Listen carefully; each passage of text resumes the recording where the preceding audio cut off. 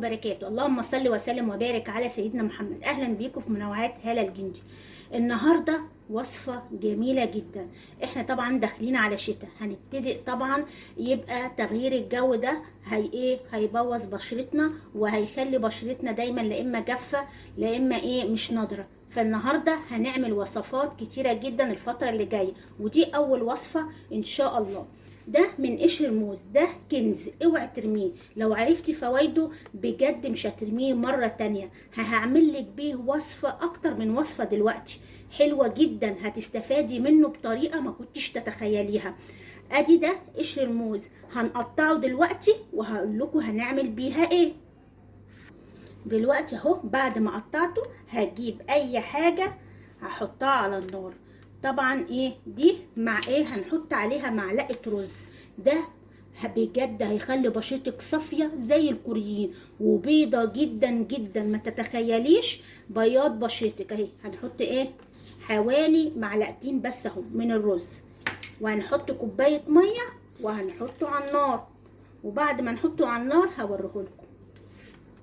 دلوقتي هغليه على النار وهسيبه بس لغايه ما الرز يستوي، وبعد كده هوريكم هنعمل ايه.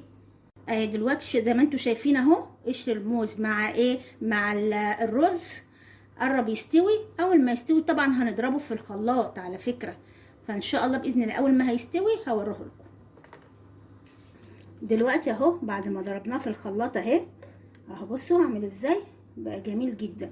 هنحط طبعا دي معلقتين نشا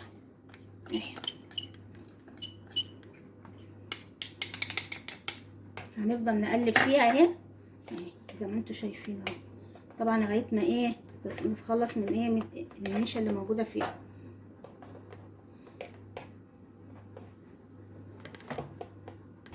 شوفوا دلوقتي بقى عامل ازاي. هنحط كمان معلقتين لبن بودره اهي، بصوا معلقه كبيره اهي، وكمان معلقه تانية اهي. هنفضل برضو نقلب فيه لان احنا مش عايزينه خفيف، احنا عايزينه تقيل شويه.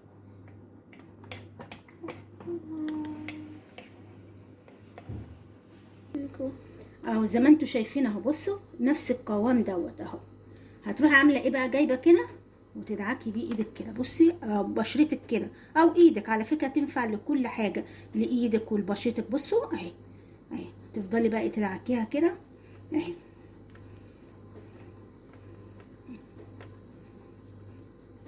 اهي. بصوا اهي كمان اهي. هتحطيها على بشره نظيفه جدا ما فيهاش ميك اب ما فيهاش اي حاجه، وممكن تستعمليه يوميا لو عايزه تفتحي بشرتك. ده كمان بيزيل التجاعيد ويفتح البشره وبيدي نضاره، واي تسبغات في البشره بيزيلها. بجد رائع رائع جدا، هتندمي لو ما عملتهاش. بصوا اهي بصوا زي ما انتم شايفين اهو. اتمنى بس انكم تدعموا القناه وتفعلوا الجرس وتشتركوا فيها اهو. بصوا اهي هتفضلي بقى تدعكي بشرتك بالطريقه ديت لغايه وتسيبيه على بشرتك لمده ربع ساعه، وبعد كده هتلاحظي الفرق. وممكن تحطيها ببطرمان زي دوت وتشيليه في التلاجة لمده 7 ايام بس، وكل يوم تحطي منه لو عايزه تفتحي بشرتك وتبقى بشرتك صافيه جدا جدا، وكمان مفيش تجاعيد ليها لانه بيشد البشره بطريقه اكتر من رائعه، والتسبغات خلاص اختفت بجد مع الماسك ديت. عشان كده هو اتمنى يا رب انكم تدعموني في القناه وتشتركوا فيها، وعشان كمان الوصفات اللي جايه هتبقى اقوى واقوى من دي كمان.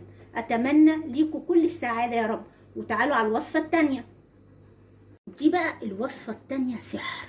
مش عايزه تعملي الوصفه اللي انا هعملها التفتيح، ممكن تحطي دي نشا وتروحي بقى بصي دعكه بيها ايديكي كده. بصي زي ما انت شايفه كده اهي.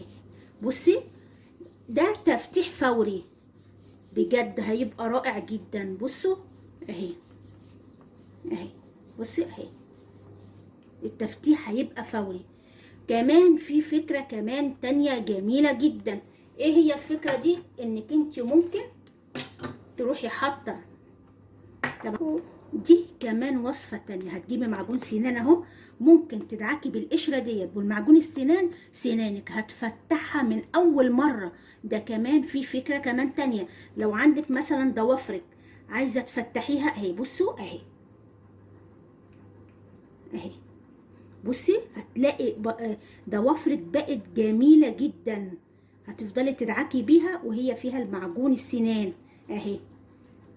تيجي بقى تغسليها هتلاقيها جميلة جدا. هغسلها واجيلكم دلوقتي. بصوا شوفوا الضوافر بتلمع، وبصي لونها بيبقى بصي جميلة جدا.